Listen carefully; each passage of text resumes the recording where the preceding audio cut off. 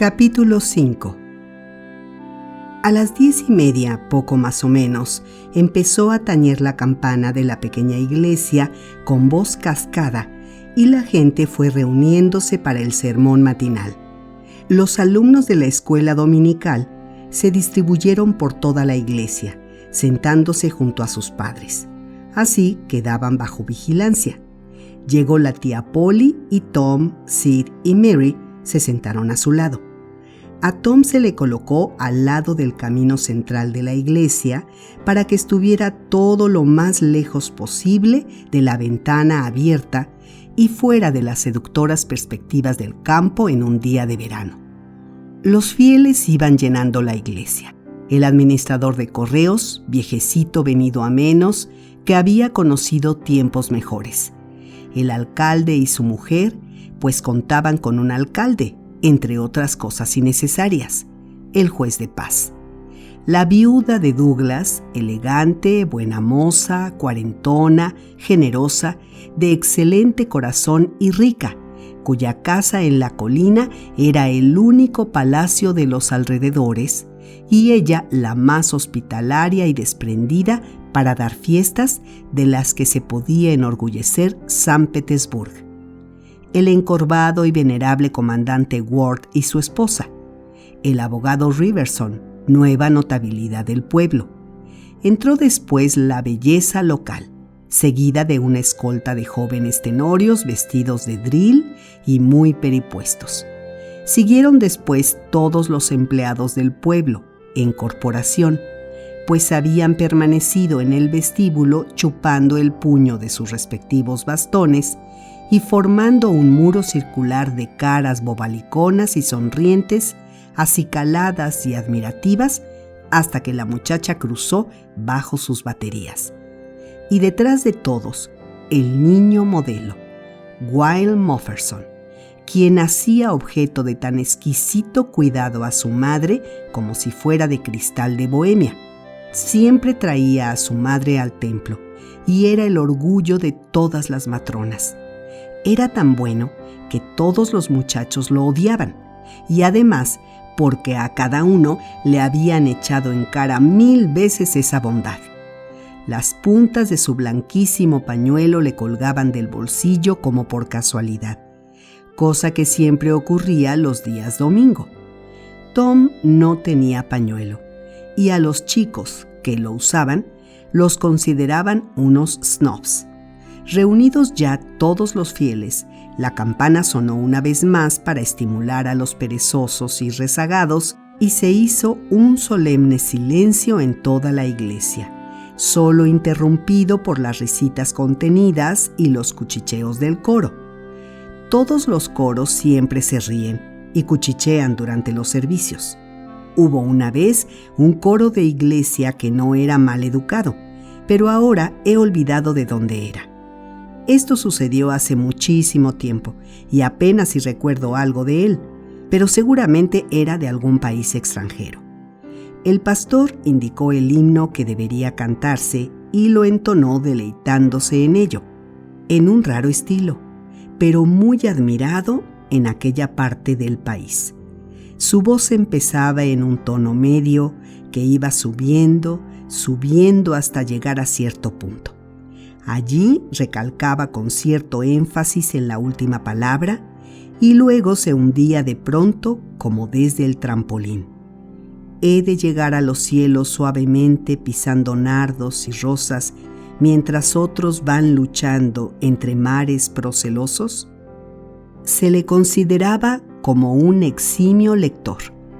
En las fiestas de sociedad que se celebraban en la iglesia, se le pedía siempre que leyera versos y, cuando terminaba, las señoras levantaban las manos y las dejaban caer desmayadamente en el regazo, entrecerraban los ojos y movían la cabeza, como si quisieran decir: las palabras son impotentes para expresarlo. Es hermoso, es demasiado hermoso para esta tierra pecadora.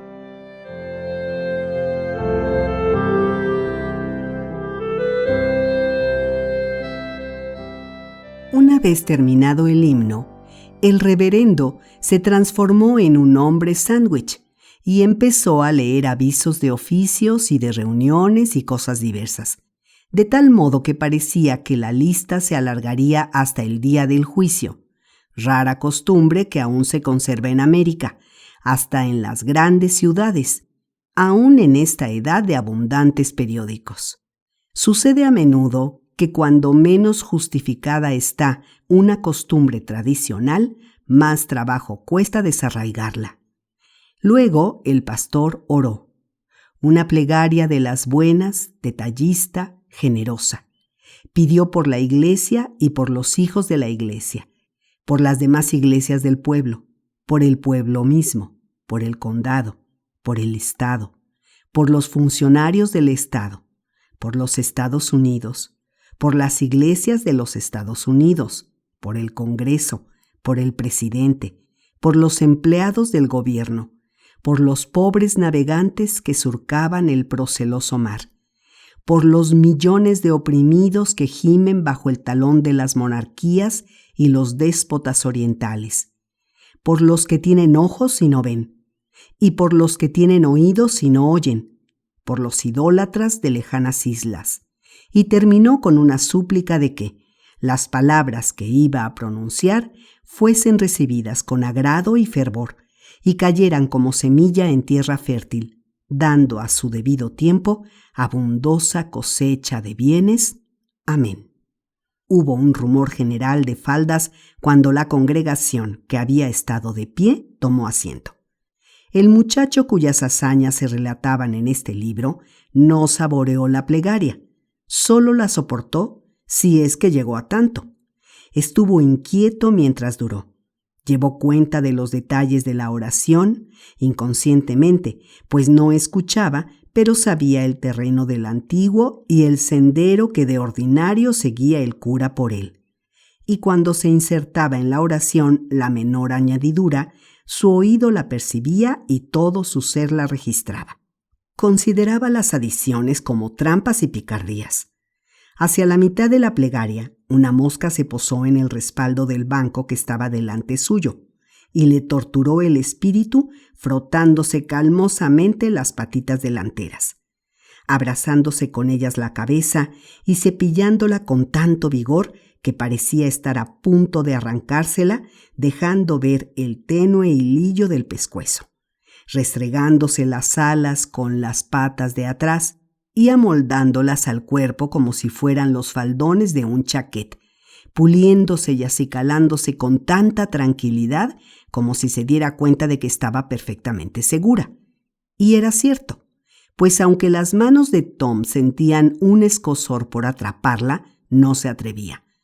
Creía con toda su alma que sería instantáneamente aniquilado si hacía tal cosa mientras se decían las oraciones. Pero al llegar la última frase empezó a ahuecar la mano y adelantarla. Y en el momento mismo en que dijeron todos «Amén», la mosca era prisionera de guerra. Pero la tía lo vio e hizo que la dejara libre. El pastor citó el texto del sermón y prosiguió monótonamente a lo largo de un desarrollo tan pedestre y monótono que a poco muchos fieles empezaron a dar cabezadas. Y sin embargo, el sermón trataba de infinito fuego y azufre, y los electos quedaban reducidos a tan escaso número que casi no valía la pena de salvarlos. Tom contó las páginas del sermón. Al salir de la iglesia siempre sabía cuántas habían sido, pero raramente sabía algo más acerca de él.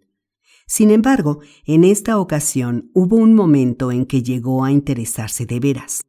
El pastor trazó un cuadro magnífico, lleno de movimientos, de la reunión de todas las almas de este mundo al terminar el milenio, cuando el león y el cordero yacerían juntos y serían conducidos por un niño pequeño.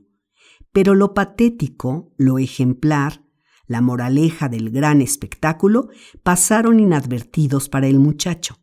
Tan solo pensó en el conspicuo papel del protagonista ante todas las naciones, y su rostro se iluminó con tal pensamiento y se dijo a sí mismo que ojalá pudiera ser él aquel niño si el león estaba domado.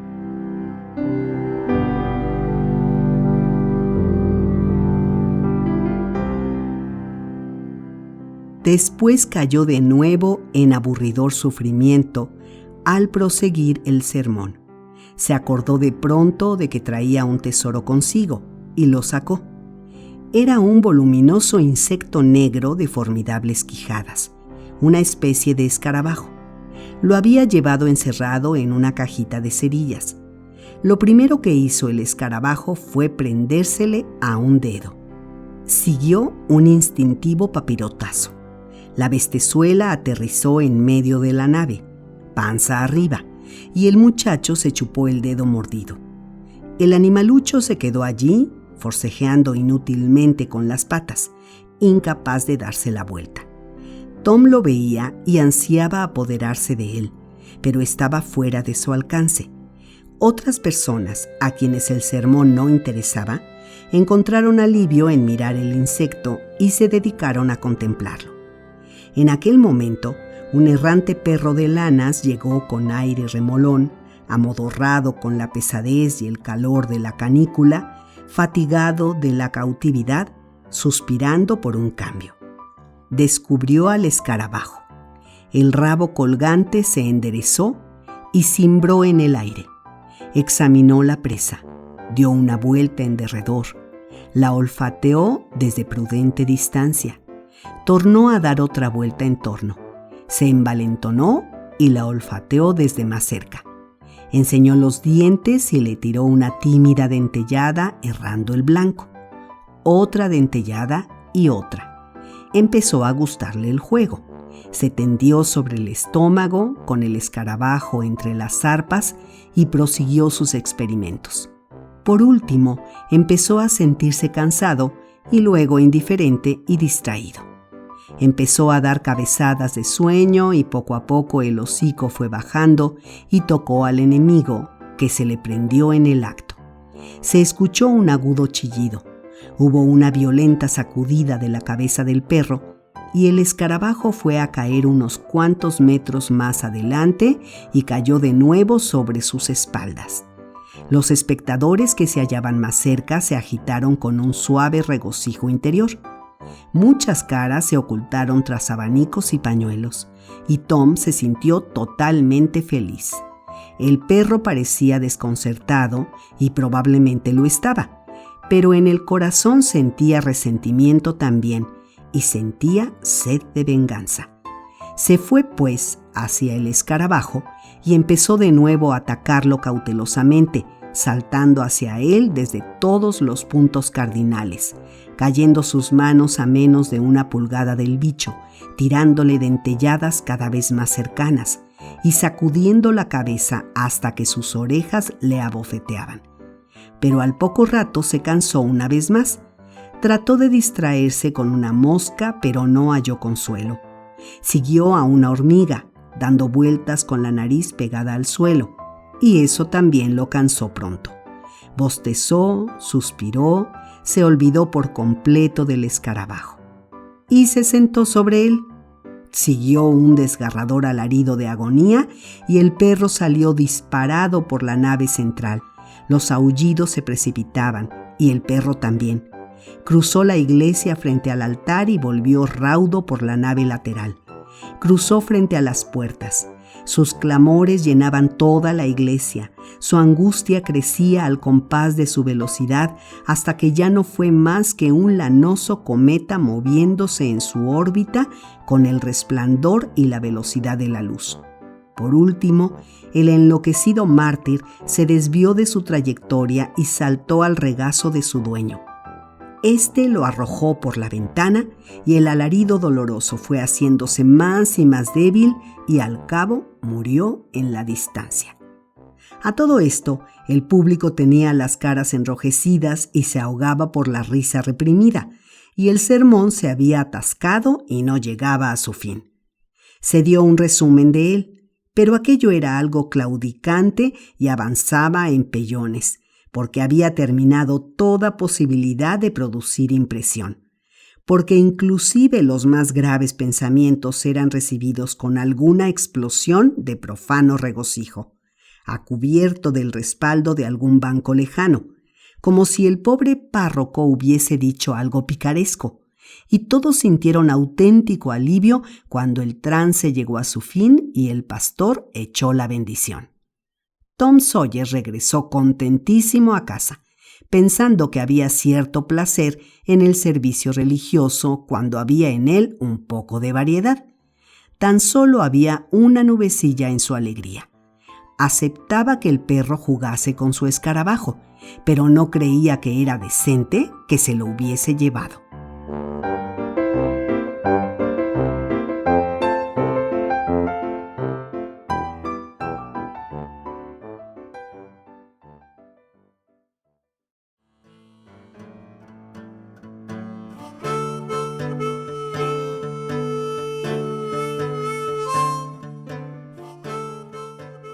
Capítulo 6. La mañana siguiente, que era lunes, encontró a Tom Sawyer afligido. Todos los lunes por la mañana estaba siempre así, pues empezaba otra semana de lento sufrir en la escuela. Empezaba generalmente ese día deseando que no se hubiera interpuesto un día festivo, pues eso hacía más odiosa la vuelta a la esclavitud. Tom pensaba y pensaba. Se le ocurrió que hubiera deseado estar enfermo, pues en ese caso permanecería en casa en vez de ir a la escuela. Había allí una vaga posibilidad. Pasó revista a su organismo. No encontró en él enfermedad alguna. Lo examinó de nuevo. Esta vez creyó poder barruntar ciertos síntomas de cólico y empezó a alentarlos con grandes esperanzas. Pero los dolores se fueron debilitando y al cabo desaparecieron completamente. Tornó a reflexionar. De pronto descubrió algo. Se le movía un diente. Circunstancia feliz. Estaba a punto de empezar a quejarse para dar la alarma, como decía, cuando se le ocurrió que si acudía al tribunal con aquel argumento, su tía se lo arrancaría y eso le dolería. Pensó, pues, que lo del diente, por lo pronto, lo mantendría en reserva y buscaría por otro lado. Nada se le ocurrió por el momento, pero luego se acordó de haber oído al médico hablar de una cierta enfermedad que hizo que uno de sus pacientes estuviera en cama 2 o 3 semanas y lo puso en peligro de perder un dedo. Por tanto, de inmediato el muchacho sacó de entre las sábanas un pie y se miró atentamente el dedo enfermo, pero se encontró con que no conocía los síntomas de la enfermedad. No obstante, le pareció que valdría la pena intentarlo, y empezó a sollozar con gran energía. Pero Sid, inconsciente, dormía. Tom sollozó con más bríos, y se le figuró que empezaba a sentir dolor en el dedo. Pero Sid seguía inconmovible. Tom estaba ya jadeante con tanto esfuerzo. Se tomó un pequeño descanso, se hinchó de aire y logró lanzar una serie de quejidos admirables. Sid seguía roncando. Tom se sentía cada vez más indignado. Dijo, «Sid, Sid», y lo sacudió. Este método dio resultado, y Tom empezó a sollozar de nuevo. Sid bostezó, se desperezó, luego se incorporó sobre un codo dando un bufido y empezó a mirar a Tom. Tom prosiguió sollozando. Sid dijo, «Tom, oye, Tom». No hubo respuesta. «Oye, Tom, Tom, ¿qué te sucede, Tom?». Lo sacudió y lo miró en la cara ansiosamente. Tom gimoteó. «No, Sid, no me sacudas». «¿Pero qué te pasa, Tom? Llamaré a la tía». «No importa, ya se me pasará. No llames a nadie». «Pero sí, debo llamarla. No llores así, Tom, es horrible. ¿Cuánto tiempo hace que estás así?» «Horas. No te muevas así que me matas», dijo Tom. «Tom, ¿por qué no me llamaste antes?» «No, Tom, no te quejes así, porque se me pone carne de gallina. Tom, ¿qué te sucede? Te perdono todo, Sid. Quejido. Todo lo que me has hecho. Cuando me muera... Tom, no te estás muriendo, ¿verdad? No, Tom, no. Quizás... Perdono a todos, Sid. Quejido. Díselo. Y, oye, Sid, le das mi falleba y mi gato tuerto a aquella chiquilla nueva que vino al pueblo y le dices... Pero ya Sid había cogido sus ropas y había salido. Tom sufría ahora de veras. Tan lindamente estaba trabajando su imaginación. Y así sus quejidos habían adquirido un tono genuino. Sid voló escaleras abajo y gritó: «¡Tía Polly, corra! Tom se está muriendo». «¿Cómo muriendo?» «Sí, tía, venga deprisa». «Pamplinas, no lo creo». Pero voló escaleras arriba, sin embargo, con Sid y Mary a la zaga. Se puso pálida también y sus labios temblaban. Cuando llegó a la cabecera de la cama, dijo sin aliento: «Tom, ¿qué te pasa?» «Ay, tía, estoy...» «¿Qué te sucede? ¿Qué te sucede, muchacho?» «Tía, tengo el dedo del pie irritado». La anciana se dejó caer en una silla y rió un poco. Lloró otro poco, y luego hizo ambas cosas a la vez. Esto la tranquilizó y dijo: «Tom, ¿qué momento me has hecho pasar? Ahora, basta con esas tonterías y a levantarse». Los gemidos cesaron, y el dolor desapareció del dedo. El muchacho se sintió un poco tonto y dijo: «Tía Polly, parecía que estaba irritado, y me dolía tanto que hasta me olvidé de mi diente por completo». «Vaya, tu diente. ¿Qué le sucede a tu diente?» «Tengo uno flojo y me duele una barbaridad». «Vamos, vamos, no empieces con esos chillidos otra vez. Abre la boca». «Bueno, ¿sí? Sí se mueve, pero no morirás de eso. Mary, tráeme un hilo de seda y un tizón encendido del fogón». Tom dijo: «Por favor, tía, no me lo saque, que ya no me duele. Que no me mueva de aquí si es mentira. Por favor, tía, no es que quiera quedarme en casa por no ir a la escuela». «Ah, ¿de veras?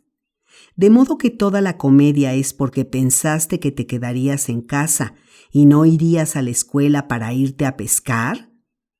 «Tom, Tom, tanto como te quiero, y en cambio tú pareces que ensayas todos los medios para matarme a disgustos con tus pillerías». Para entonces ya estaban listos los instrumentos dentales. La anciana sujetó un extremo del cordón de seda al diente de Tom y ató el otro extremo al poste de la cama. Tomó después el tizón y repentinamente lo acercó a la cara de Tom hasta casi tocarla. El diente quedó balanceándose en el hilo colgado del poste. Pero todas las penas tienen sus compensaciones. Después del desayuno y camino de la escuela, Tom causó la envidia de todos los chicos porque el hueco que dejó el diente le permitía escupir de un modo nuevo y admirable. Pronto reunió un cortejo de muchachos interesados en aquella habilidad, y uno de ellos, que se había cortado un dedo y había sido hasta ese momento un centro de fascinación y homenaje, se encontró de pronto sin un solo partidario y desprovisto de gloria. Sintió que su corazón se le encogía y dijo con fingido desdén que no era nada escupir como Tom. Pero otro chico dijo: «¡Están verdes!» Y aquel se alejó solitario, héroe ya olvidado.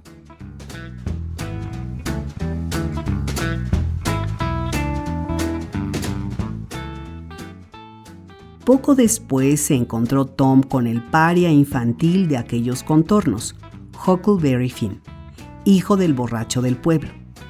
Huckleberry era cordialmente aborrecido y temido por todas las madres del pueblo, porque era holgazán, desobediente, ordinario y malo, y porque los hijos de todas ellas lo admiraban tanto y se deleitaban en su prohibida compañía y deseaban atreverse a ser como él.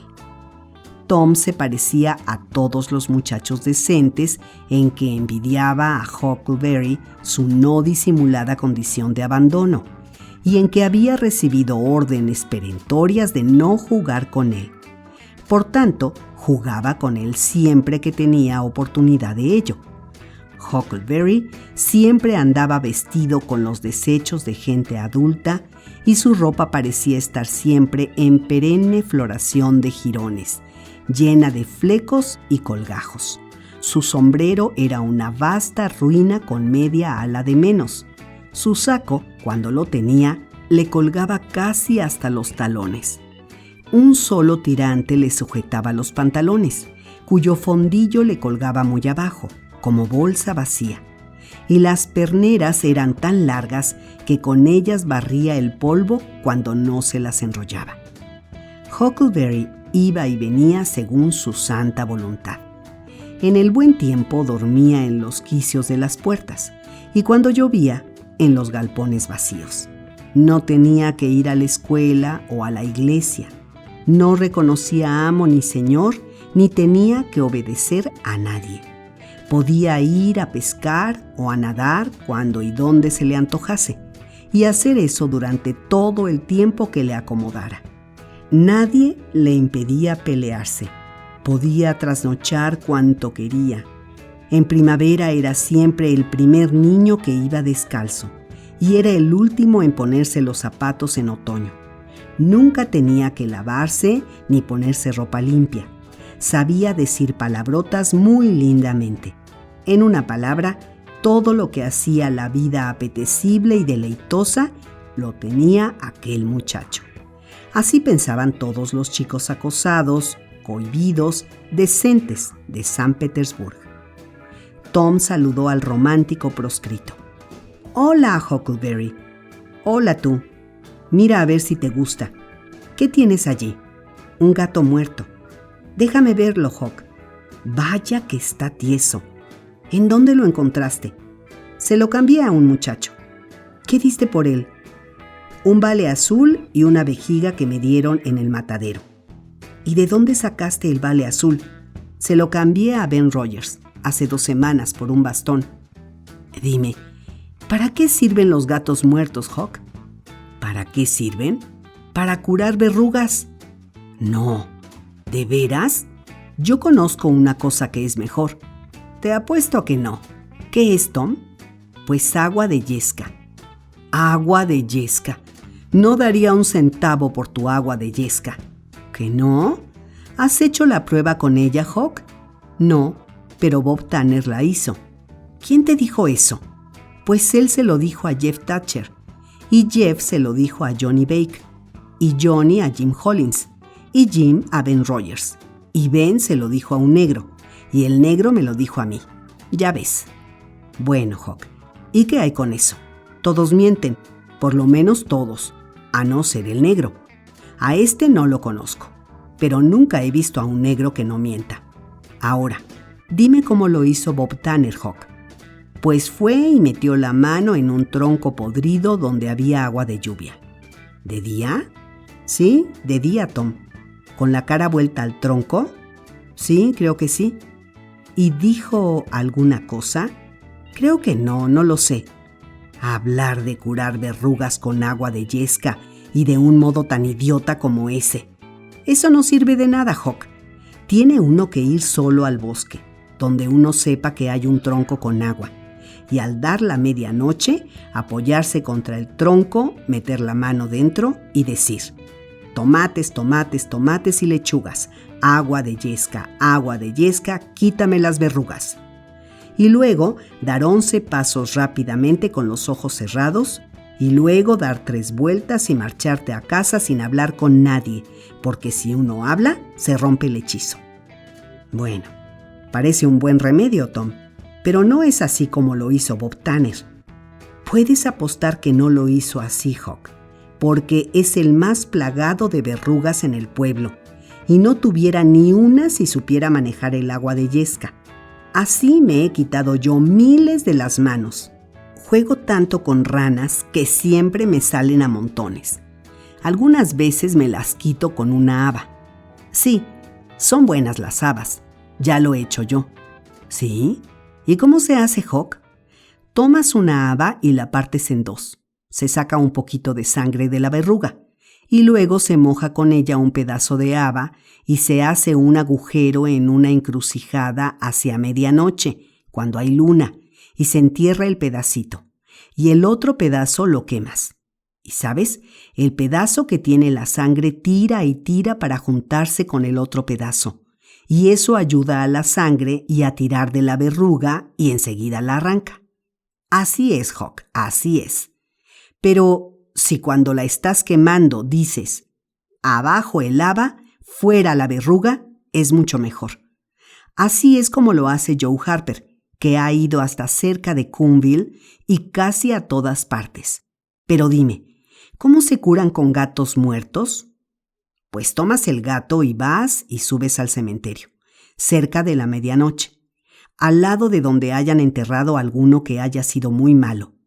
Y al llegar la medianoche vendrá un diablo, o quizá 2 o 3, pero no los puedes ver. Solo puedes oír algo como un viento, o se les llega a oír hablar. Y cuando se estén llevando al enterrado, les tiras tu gato y dices, diablo, sigue al difunto, gato, sigue al diablo, verrugas, sigan al gato, ya acabé con ustedes. Y no quedará ninguna. Parece correcto. ¿Lo has probado, Hawk? No, pero me lo dijo la tía Hopkins, la vieja. Bueno, debe ser cierto, pues, porque dicen que es bruja. ¿Dicen? Sé que lo es, Tom. Embrujó a mi padre. Él mismo lo dice. Venía caminando un día y vio que lo estaba embrujando. Así que cogió una piedra y si ella no se hace a un lado, la deja tendida. Bueno, aquella misma noche rodó por un cobertizo donde estaba durmiendo la borrachera y se rompió un brazo. Eso es tremendo, Hawk. ¿Cómo supo que lo estaba embrujando? Papá lo supo luego.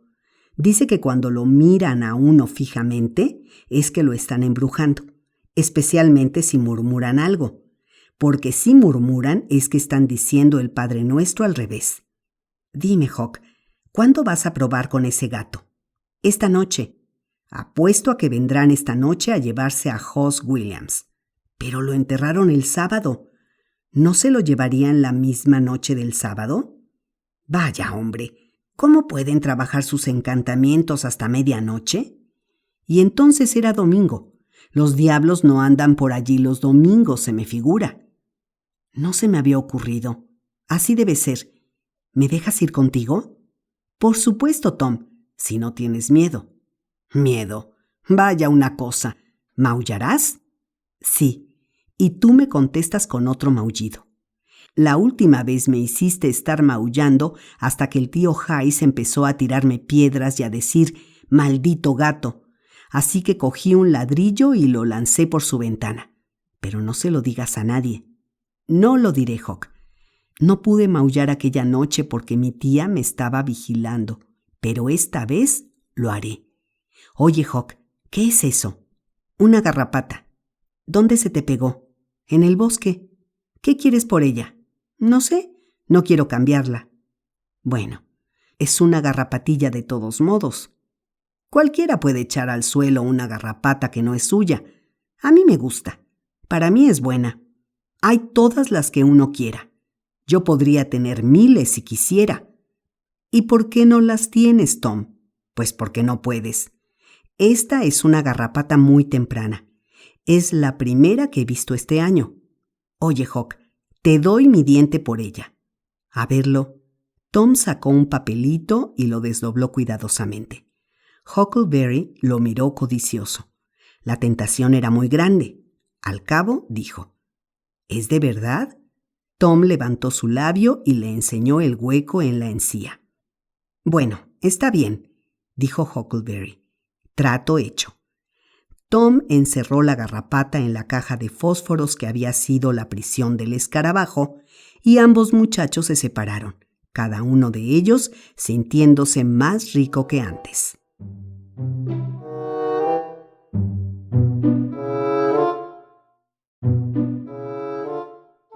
Cuando Tom llegó a la casita aislada, de madera, donde estaba la escuela, entró apresuradamente con aire de diligente celo. Colgó el sombrero en la percha y voló hacia su asiento con afanosa actividad. El maestro, entronizado en su alta y gran butaca desfondada, dormitaba, arrullado por el rumor del estudio. La interrupción lo despabiló. «Thomas Sawyer». Tom sabía que cuando lo llamaban por su nombre completo, había tormenta. «Servidor, ven aquí. Ahora, ¿por qué llega usted de nuevo tarde como siempre?» Tom estuvo a punto de refugiarse en una mentira cuando vio 2 largas trenzas de pelo dorado que colgaban por una espalda que reconoció por amorosa simpatía magnética. Y junto a aquella figura estaba el único lugar vacante en el lado de la clase destinada a las niñas. Al instante dijo: «Me entretuve conversando con Huckleberry Finn». Al maestro se le paralizó el pulso y se quedó mirándolo desarmado. Cesó el rumor de la clase. Los alumnos se preguntaban si aquel temerario muchacho habría perdido el juicio. El maestro dijo: «¿Has estado haciendo qué?» «Me detuve para hablar con Huckleberry Finn». La declaración no se prestaba para tergiversaciones. «Tom Sawyer, esta es la más pasmosa confesión que jamás he oído. No basta la palmeta para tal ofensa. Quítate el saco». El brazo del maestro golpeó hasta que se cansó y la provisión de varas disminuyó notablemente.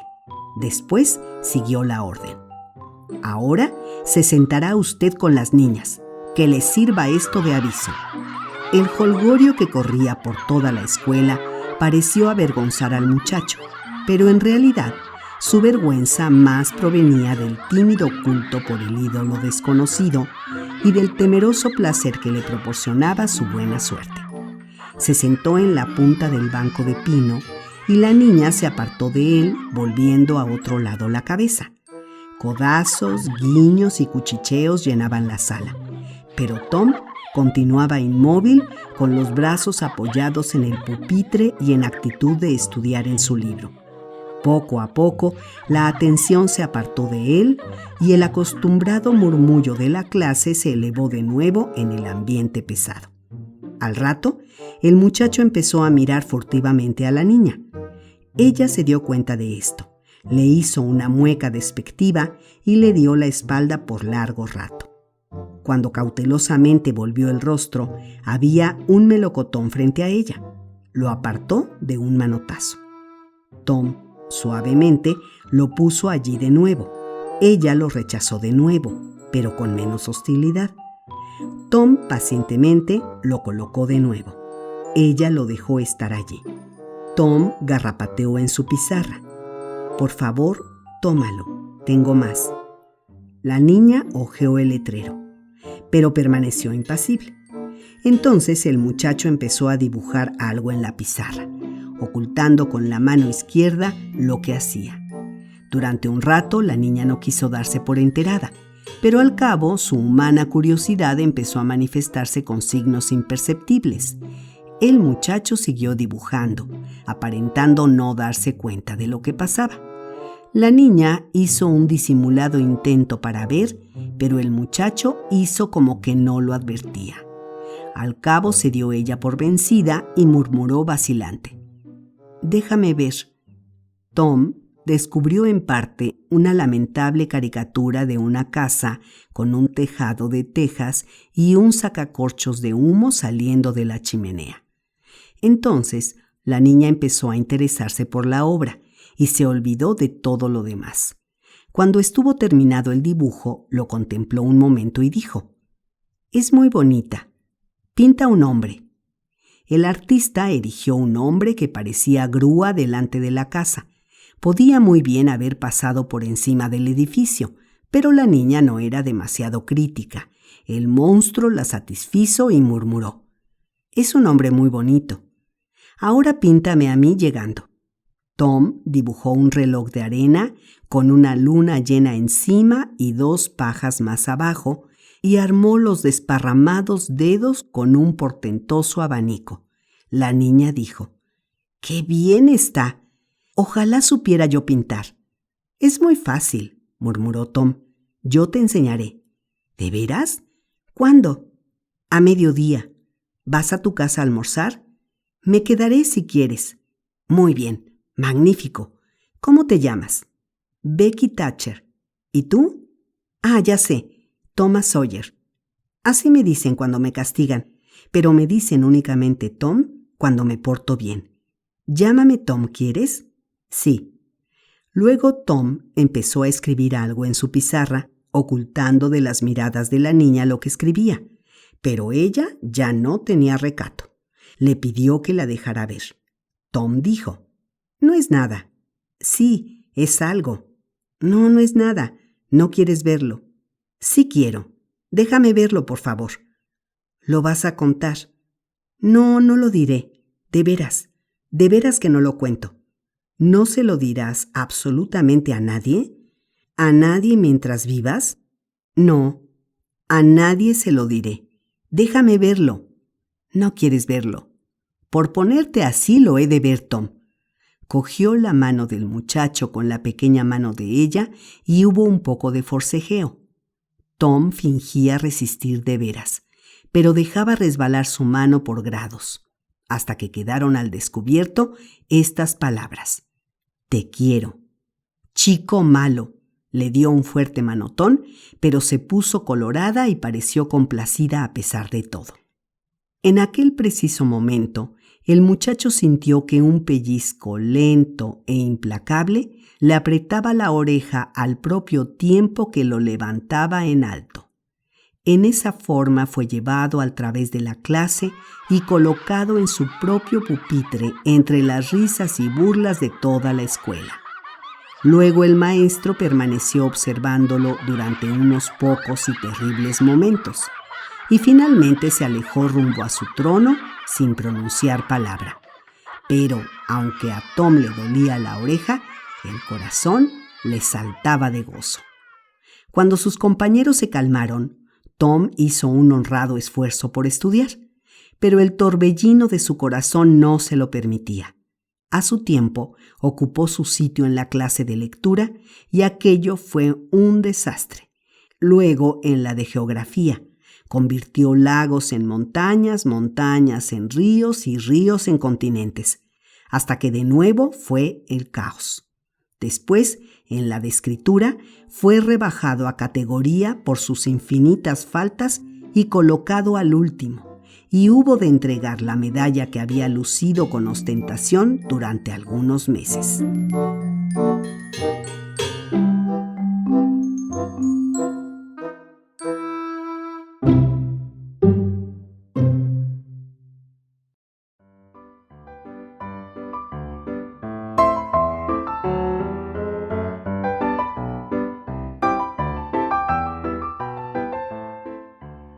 Capítulo 7.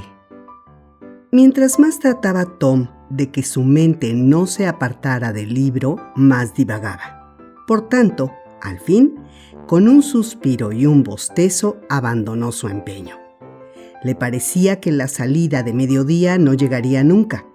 El aire estaba totalmente en calma. No se movía una hoja. Era el más soñoliento de los días de la canícula.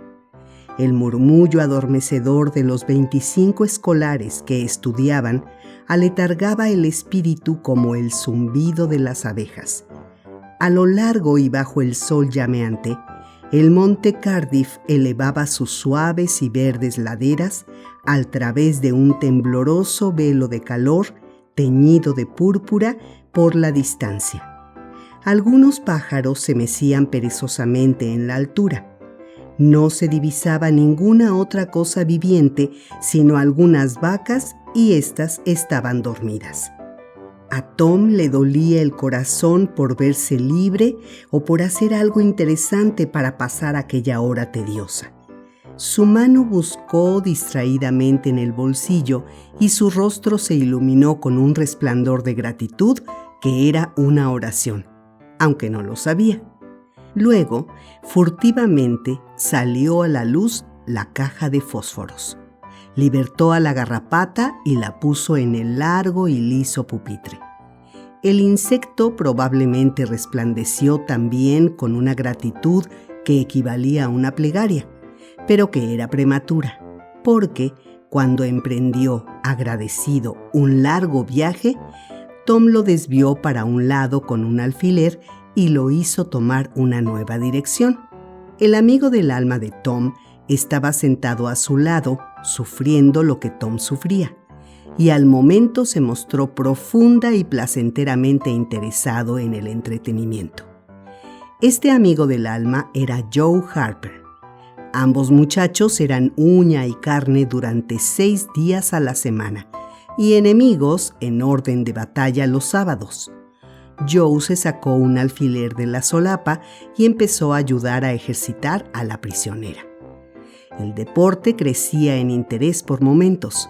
Muy pronto indicó Tom que estaban estorbándose el uno al otro y que ninguno estaba sacando todo el provecho posible de la garrapata. Por tanto, puso la pizarra de Joe sobre el pupitre y trazó una línea por la mitad de ella de arriba a abajo. «Ahora», dijo, «mientras está de tu lado, puedes azuzarla y yo no me meteré con ella. Pero si permites que pase de mi lado, la dejarás en paz todo el tiempo que yo la tenga sin cruzar la raya».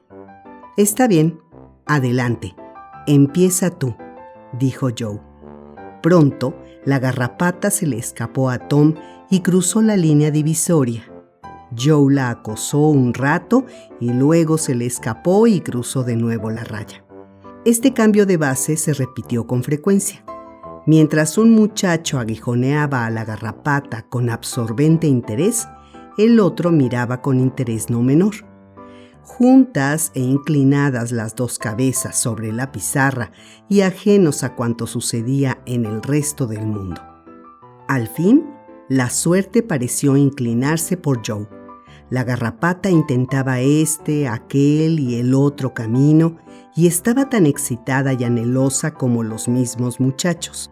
Pero una y otra vez, cuando ya Tom tenía la victoria en la mano, como quien dice, y los dedos le cosquilleaban por empezar, el alfiler de Joe distraídamente hacía virar a la viajera y mantenía la posesión. Por último, Tom ya no pudo aguantar más. La tentación era demasiado fuerte. Alargó la mano y empezó a ayudar con el alfiler. Joe se enojó de inmediato. Dijo: «Déjala, Tom. Nada más quiero manejarla un poquito, Joe». «No, señor, eso no se vale. Déjala en paz». «Nada más voy a tocarla un poco». «Déjala, te digo». «No quiero». «Pues no la tocas. Está de mi lado». «Oye tú, Joe Harper, ¿de quién es la garrapata?» «No me importa de quién sea. Está de mi lado y no tienes que tocarla». «Bueno, Joe, te apuesto a que la toco. Es mía y hago con ella lo que me dé la gana». Un tremendo golpe descendió sobre la espalda de Tom y otro sobre la de Joe, y durante 1 o 2 minutos siguió saliendo polvo de los dos sacos, con regocijo de toda la clase. Los muchachos habían estado demasiado absortos para darse cuenta del suspenso que un momento antes había caído sobre toda la clase, cuando el maestro cruzó la sala de puntillas y se paró detrás de ellos. Había contemplado gran parte del espectáculo antes de contribuir a él con una variante. Cuando se acabó la clase a mediodía, Tom voló a donde estaba Becky Thatcher y le susurró al oído: «Ponte el sombrero y di que vas a tu casa. Cuando llegues a la esquina con las otras, te escabulles y das vuelta por la callejuela y regresas. Yo voy por el otro camino y haré lo mismo». Así, el uno se fue con un grupo de escolares y la otra con otro. Momentos después, los dos se encontraron al final de la calleja, y cuando regresaron a la escuela se vieron dueños y señores de ella. Se sentaron juntos con la pizarra delante, y Tom dio a Becky el lápiz y le llevó la mano guiándosela, y de este modo crearon otra casa sorprendente. Cuando empezó a debilitarse su interés en el arte, empezaron a charlar. Tom nadaba en dicha pura y dijo: ¿Te gustan las ratas? No, las aborrezco. Bueno, yo también, cuando están vivas. Pero quiero decir, las muertas, para hacerlas dar vueltas por encima de tu cabeza con una cuerda. No, dijo Becky, de cualquier modo me gustan poco las ratas. Lo que me gusta es masticar goma. Por supuesto, ojalá tuviera, dijo Tom. ¿De veras? Yo tengo una poca. Te dejaré masticar un rato, pero tienes que devolvérmela. Esto era conveniente y masticaron por turno, y balancearon los pies en el banco de puro gozosos. ¿Has ido alguna vez al circo?, dijo Tom. Sí, y mi papá me llevará otra vez si soy buena. Yo he ido 3 o 4 veces al circo, dijo Tom. Muchas veces. La iglesia no vale nada al lado del circo. En el circo siempre está pasando algo. Seré clown de circo cuando sea grande. ¿De veras? ¡Qué bien! Me gustan tanto, todos llenos de pintura. Sí, así es, dijo Tom. Y ganan montones de dinero. Casi $1 al día, según dice Ben Rogers. Oye, Becky, ¿has estado alguna vez comprometida? ¿Qué es eso? Pues comprometida para casarte. No. ¿Te gustaría? Creo que sí. ¿Qué es ello? ¿Qué es? Algo que no es como lo demás. Simplemente le dices a un chico que no vas a querer a nadie más que a él nunca, nunca. Y luego los dos se besan y ya está. Cualquiera puede hacerlo. ¿Besar?, dijo Becky. ¿Para qué besarse? Pues, sabes, es para... Bueno, siempre se hace eso. ¿Todos lo hacen? Por supuesto. Todos cuando son novios. ¿Te acuerdas de lo que escribí en la pizarra? Sí. ¿Qué era? No te lo diré. ¿Te lo digo yo a ti? Sí, pero en otra ocasión. No, ahora. No ahora, mañana. No, ahora por favor, Becky. Te lo diré al oído muy despacito. Becky vaciló, y Tom, tomando el silencio por asentimiento, le pasó el brazo por la cintura y murmuró levemente la frase, con la boca pegada al oído de la niña. Y luego añadió: «Ahora me lo dices tú a mí al oído, como yo lo hice». Ella se resistió un momento y después dijo: «Vuelve la cara para que no me veas, y entonces lo haré. Pero no deberás decírselo a nadie, ¿verdad, Tom? ¿No lo dirás, verdad?» «No, de veras no. Anda, Becky». Volvió la cara. Ella se inclinó tímidamente hasta que su aliento agitó los rizos del muchacho y murmuró: «Te quiero». Después huyó corriendo entre bancos y pupitres, perseguida por Tom, hasta que se refugió en un rincón tapándose la cara con su delantal blanco. Tom la tomó por el cuello y le rogó: «Ahora, Becky, ya está todo hecho. Ya está todo, menos lo del beso. No tengas miedo de eso, no es nada. Por favor, Becky». Y le tiraba de las manos y del delantal.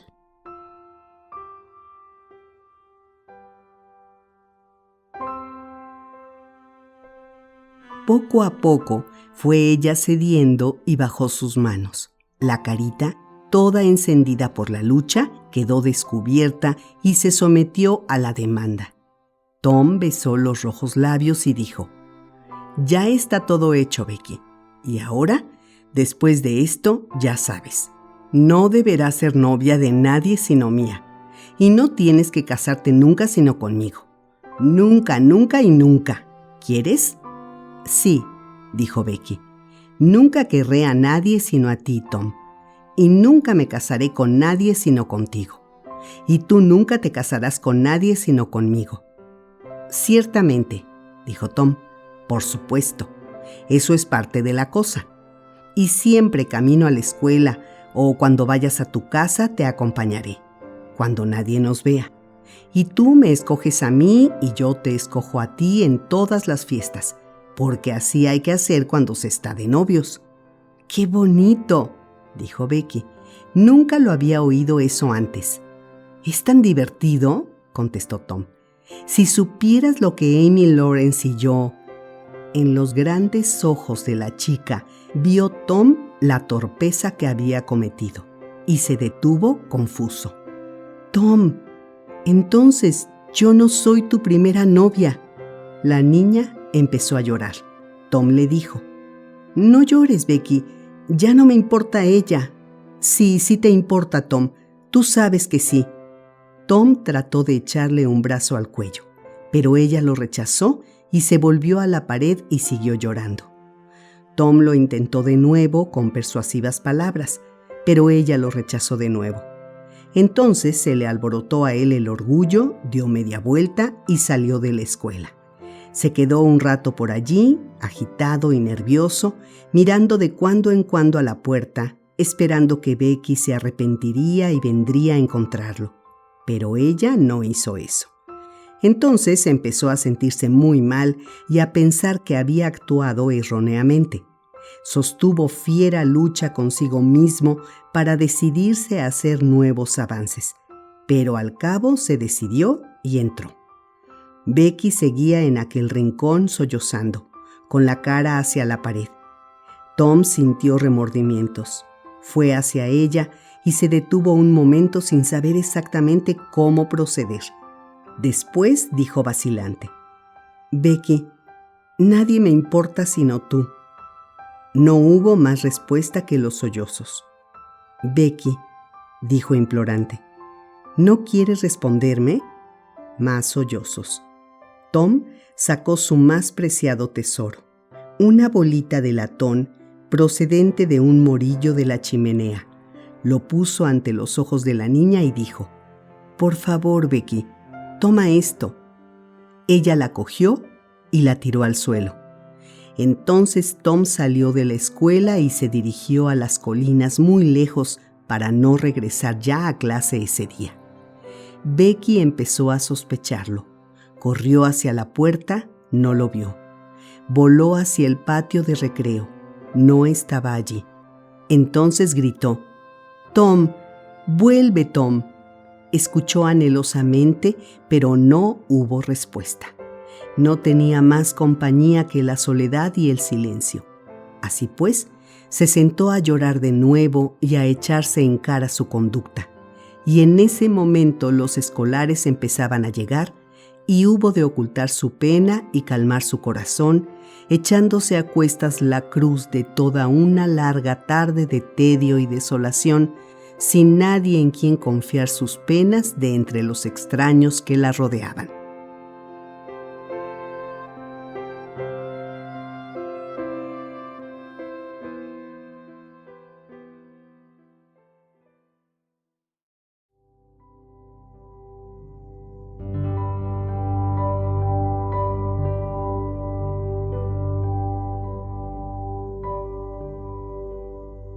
Capítulo 8.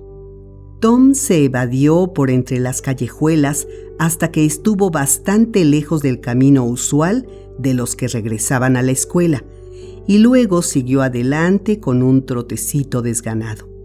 Cruzó 2 o 3 veces un arroyuelo, porque había la creencia entre los chicos que cruzar agua desorientaba a los perseguidores. Media hora después desaparecía tras la mansión de Douglas, en la cumbre del monte Cardiff, y a duras penas se divisaba desde allí la escuela en el valle. Se metió en un denso bosque, se dirigió hacia el centro de la espesura y se sentó sobre un trozo de musgo, bajo un roble de ancha copa. No se sentía la menor brisa. El intenso calor del mediodía había acallado hasta los cantos de los pájaros.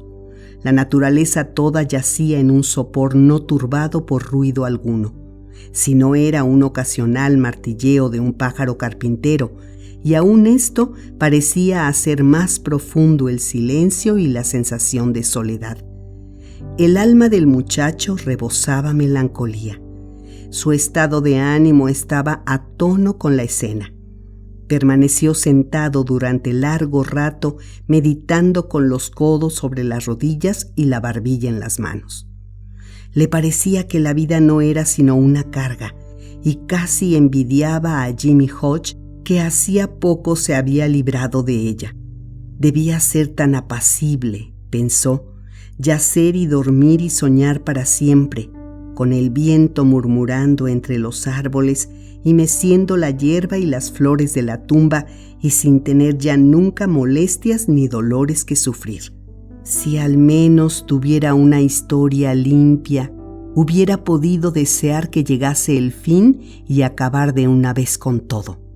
Ahora, en cuanto a la niña, ¿qué había hecho él? Nada. Había obrado con la mejor intención del mundo y había sido tratado como un perro, como un verdadero perro. Algún día se arrepentiría ella, quizás cuando ya fuera demasiado tarde. Ah, si pudiera morirse por algunos días. Pero el elástico corazón de la juventud no puede mantenerse comprimido en un molde constreñidor durante largo tiempo. Tom empezó de nuevo insensiblemente a dejarse llevar por las preocupaciones de esta vida. ¿Qué pasaría si ahora mismo abandonara todo y desapareciera misteriosamente? ¿Qué pasaría si se fuera muy lejos, hacia países desconocidos, más allá de los mares y nunca más regresara? ¿Cómo se sentiría ella entonces?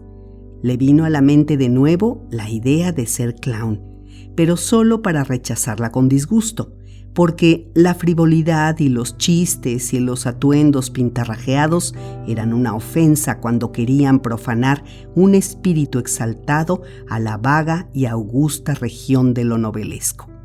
No, sería soldado y regresaría después de muchos años, inválido y glorioso. No, mejor aún, se iría con los indios y cazaría búfalos en las sierras o en las vastas praderas del lejano oeste, y después de mucho tiempo regresaría convertido en un gran jefe erizado de plumas, pintado horriblemente, y se plantaría de un salto, lanzando un escalofriante grito de guerra en la escuela dominical, una soñolienta mañana de domingo, y haría morir de envidia a sus compañeros. Pero no, había aún algo más grandioso. Sería pirata. Eso es, ya estaba trazado ante él su porvenir, deslumbrante en inimaginable esplendor. Su nombre llenaría el mundo y haría estremecerse a la gente.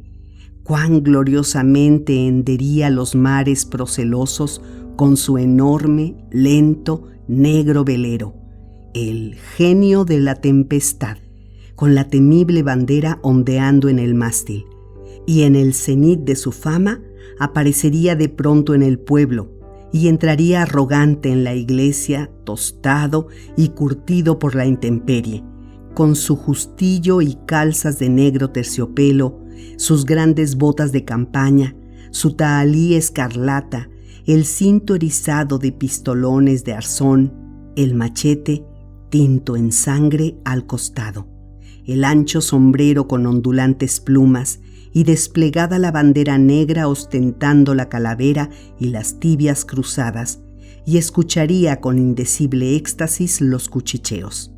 Ese es Tom Sawyer, el pirata, el vengador negro de la América española. Sí, estaba resuelto. Su destino quedaba fijado. Huiría de su casa y se lanzaría a la aventura. Partiría a la mañana siguiente.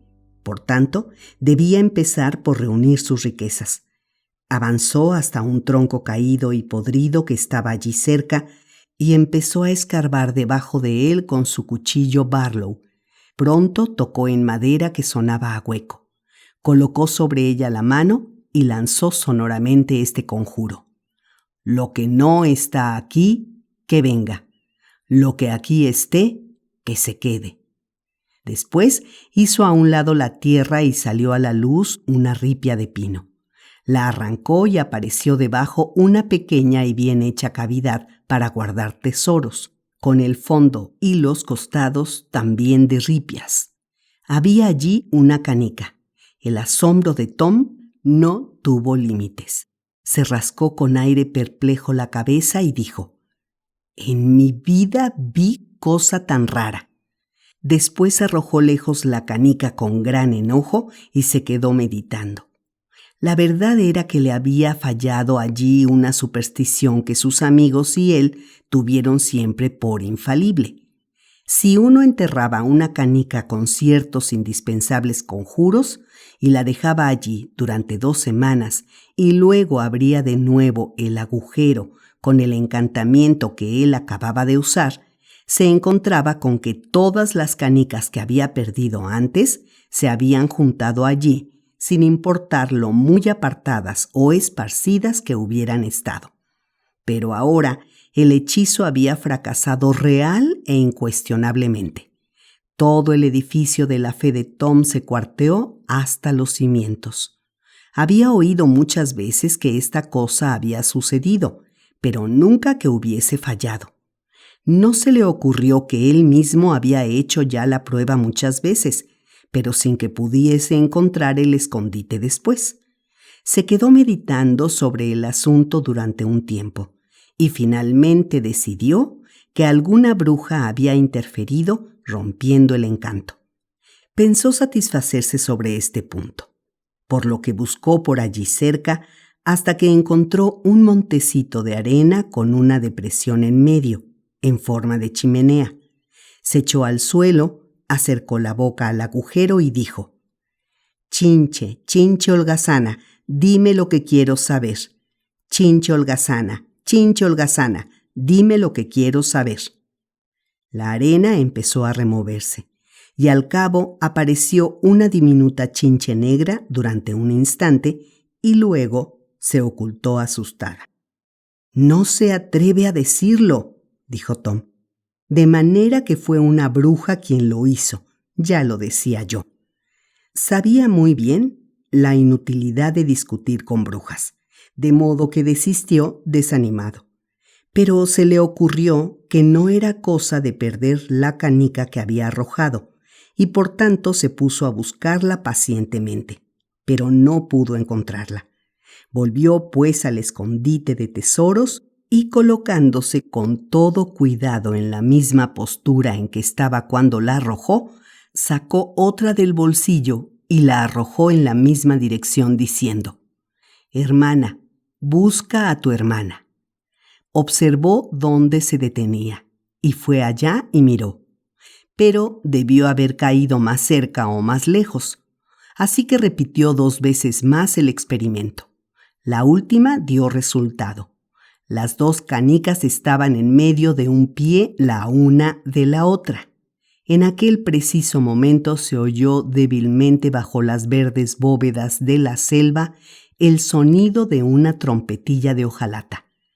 Tom se despojó del saco y de los pantalones, convirtió su tirante en cinto, apartó unos matorrales atrás del tronco caído, dejando ver un arco y una flecha toscamente hechos, una espada de palo y una trompeta de hojalata, y en un momento tomó todas aquellas cosas y echó a correr, desnudas las piernas y con los faldones de la camisa revoloteando. A poco se detuvo bajo un gran olmo, dio un toque de corneta y después anduvo de aquí para allá con recelosa mirada, y le decía en voz baja a una imaginaria compañía: «Alto, mis valientes, ocultaos hasta que resuene mi cuerno de caza». Entonces apareció Joe Harper, tan parcamente vestido y tan tremendamente armado como Tom.